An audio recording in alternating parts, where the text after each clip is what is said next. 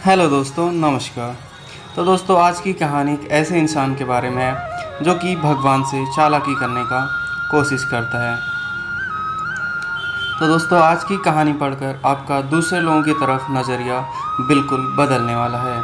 अगर आप में थोड़ा सा भी अहंकार है तो कम होने वाला है। इसलिए इस कहानी को एक बार पूरी ज़रूर सुनिएगा और उन्हें भी सुनाइएगा जिन्हें आपके हिसाब से लगता हो कि ये कहानी पढ़कर कुछ ना कुछ फ़ायदा ज़रूर हो सकता है।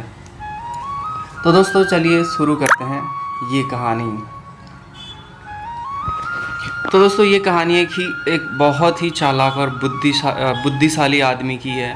ये चालाक आदमी हमेशा अपना फ़ायदा निकालने के लिए अपनी चालाकी का, अपनी बुद्धि का गलत इस्तेमाल करता था। एक बार इसे पता चला कि किसी एक पहाड़ी की चोटी पर पहुंचकर भगवान से सीधे बात की जा सकती है और उनसे कोई अपनी एक इच्छा पूरी करवाई जा सकती है। वह आदमी किसी तरह उस पहाड़ी की तलाश करके उसकी चोटी पर चढ़ने में कामयाब हो गया और उस चोटी पर जाकर वह चिल्ला कर भगवान को बुलाने लगा। भगवान ने उससे वहां आने का कारण पूछा तो पहले वह आदमी अपनी चालाकी का प्रदर्शन करने लगा।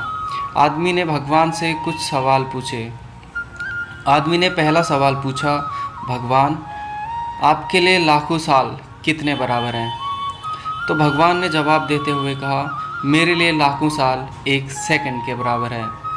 आदमी ने फिर भगवान से दूसरा सवाल पूछा, भगवान, आपके लिए करोड़ों अरबों रुपये का क्या मूल्य है? भगवान ने फिर जवाब देते हुए कहा, मेरे लिए दुनिया का सारा धन बस 1 रुपये के बराबर है। अब आदमी को लगा कि उसने भगवान को अपनी बातों में फंसा लिया है, इसलिए उसने अपनी इच्छा बताई, भगवान, मैं आपसे बस 1 रुपया मांगता हूँ। इतना कहने के बाद आदमी मन ही मन मुस्कुरा रहा था कि वह अब दुनिया का सारा पैसा पा लेगा।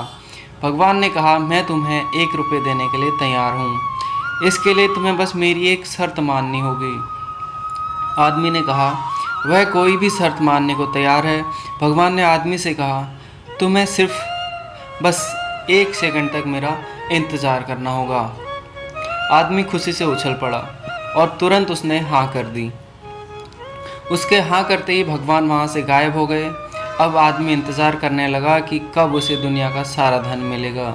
कुछ घंटे बीत जाने के बाद जब वह दोबारा सोचने लगा तो उसे याद आया, उसका पहला सवाल था जो भगवान ने जवाब दिया था कि उसके हिसाब से भगवान के लिए 1 सेकंड यानी आदमियों के लिए लाखों करोड़ों साल के बराबर है। यानी कि भगवान उसे दुनिया की सारी दौलत देंगे, लेकिन लाखों करोड़ों साल बीतने के बाद।